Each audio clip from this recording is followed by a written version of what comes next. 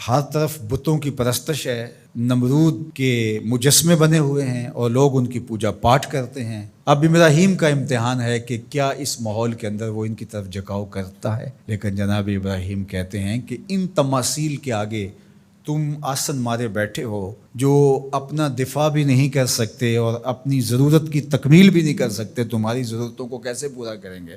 تو یہ میرے رب نہیں ہو سکتے۔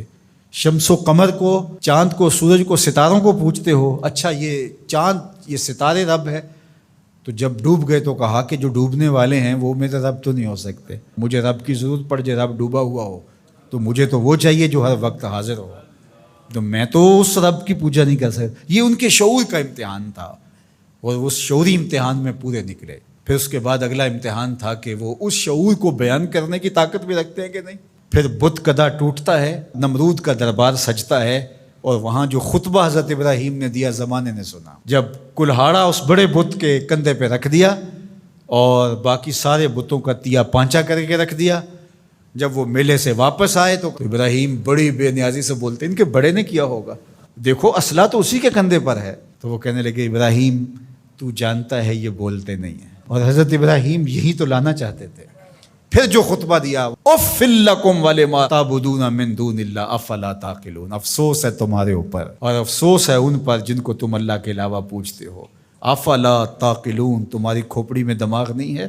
اور پھر اللہ کی توحید کا بیان فرمایا۔ پھر اس کے بعد جان کا امتحان آیا، تو پھر جلتے ہوئے شعلوں کے اندر جس طرح ہنس کے داخل ہوا پیغمبر، یہ الگ اور نرالی شان تھی۔ نمرود نے سوچا تھا جل کے راکھ ہو گیا ہوگا چخا میں، لیکن 40 دن کے بعد جب آگ بجھتی ہے تو حضرت ابراہیم انگاروں سے چلتے ہوئے یوں باہر آتے ہیں جس طرح پھولوں پر کوئی نازنین چل کے آ رہا۔ پھر 87 سال عمر ہے، اللہ تعالیٰ پھر حضرت ہاجرہ کے بطن سے حضرت اسماعیل کی صورت میں اولاد عطا کرتا ہے۔ اب اتنی بڑھاپے کی عمر میں اولاد نصیب ہو تو انسان کا جی چاہتا ہے سارے کام کاج چھوڑ کے گھر بیٹھ جاؤں اور میں اپنی اولاد کے چہرے کی بلائیں لوں، لیکن حکم ہوتا ہے اپنی زوجہ کو بھی اور اپنے نو مولود بیٹے کو بھی ایسی وادی میں چھوڑاؤ جہاں کوئی سبزہ بھی نہیں ہوگا۔ اللہ اکبر۔ پھر اسماعیل علیہ السلام کی ایڑیوں کے رگڑنے سے زمزم جاری ہوتا ہے۔ اب ذرا دیکھیے، ایک ایسا امتحان آتا ہے، اگر کو ہمالیہ پہ بھی ڈال دیا جاتا اس کا پتا بھی پانی ہو جاتا۔ فلما بلغ معہ السعی، جب وہ ان کے ساتھ چلنے پھرنے کے قابل ہوا۔ ابراہیم علیہ السلام خواب دیکھتے ہیں، اور خواب کیا دیکھتے ہیں کہ میں بیٹے کو ذبح کر رہا ہوں۔ فلما اسلما، جب دونوں راضی ہو گئے، باپ ذبح کرنے پہ اور بیٹا ذبح ہونے پہ۔ اب باپ کی آنکھوں پہ پٹی بندھی ہے، ہاتھ میں چھری ہے، 100 سال کا بوڑھا باپ، جبل سبیر کا دامن منع کی وادی، کارکنان قضاء و قدر دم بخود ہیں، شمس و قمر، یہ منظر آج سے قبل انہوں نے نہیں دیکھا تھا، اور سورج بادلوں کی اوٹ میں منہ چھپانے کی کوشش کر رہا ہے کہ یہ منظر مجھ سے نہیں دیکھا جائے گا، حوروں کی چیخیں نکل رہی ہے، کائنات تھرا رہی ہے، مالک قیامت آنے والی۔ اور مالک بھی فرشتوں سے کہہ رہا تھا کہ تم کہتے تھے نا کہ سجدے ہم کریں گے، تسبیحات ہم کریں گے، انسان تو دینگا مشتیاں کرے گا، ذرا میرے بندے کی اس ادا کو بھی دیکھو، میرے حکم کی تعمیل پر میرے بندے کی اس انوکھی ادا کو بھی دیکھو۔ چھری کی نوک حلق کے اوپر رکھ کے پورا وزن ڈال دیا، گلا کٹ گیا، خون بہنے لگا۔ ابراہیم علیہ السلام ایک عجیب کیفیت میں، کیا کیفیت ہو سکتی ہے، میرے پاس تو لفظ نہیں ہے۔ اللہ اکبر۔ جلدی سے جو ہے وہ آنکھوں سے پٹی کھولتے ہیں تو دیکھتے ہیں کہ منظر بدلا ہوا ہے، بیٹا سمجھ کے جس کو ذبح کیا وہ تو دمبا تھا، اور اسماعیل علیہ السلام پاس کھڑے مسکرا رہے ہیں، اور پاس حضرت جبریل امین بھی کھڑے ہیں۔ یہ اس بات کا عملی ثبوت ہے یہ وہ دمبا لے کے آئے ہیں۔ تو بے ساختہ جناب ابراہیم علیہ السلام کی زبان پر جو لفظ آیا وہ یہ تھا، اللہ اکبر، اللہ اکبر۔ تو حضرت اسماعیل بولے لا الہ الا اللہ واللہ اکبر، پاس کھڑے جبریل بولے اللہ اکبر وللہ الحمد۔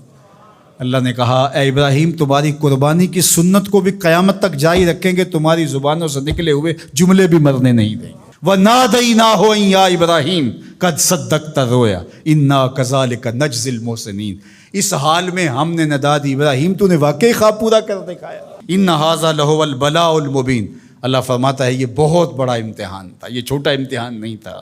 اور پھر میرا رب رب ہو کے کیا کہتا ہے؟ سلام علی ابراہیم، اے ابراہیم تیرے اوپر سلامتیاں نازل ہو۔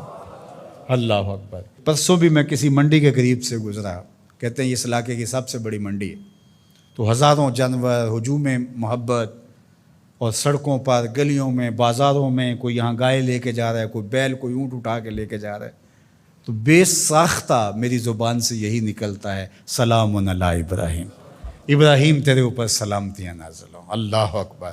اور اس قربان گاہ پر، جس قربان گاہ پر حضرت اسماعیل کو لے کر کے چلے تھے، منا کی وادی میں جبل سبیر کے پاس، وہاں 25 لاکھ حجاج جانور ذبح کریں گے، تو منا کی وادی اس گونج سے منور ہوگی، آواز آ رہی ہوگی، سلام علی ابراہیم، ابراہیم تیرے اوپر سلامتی۔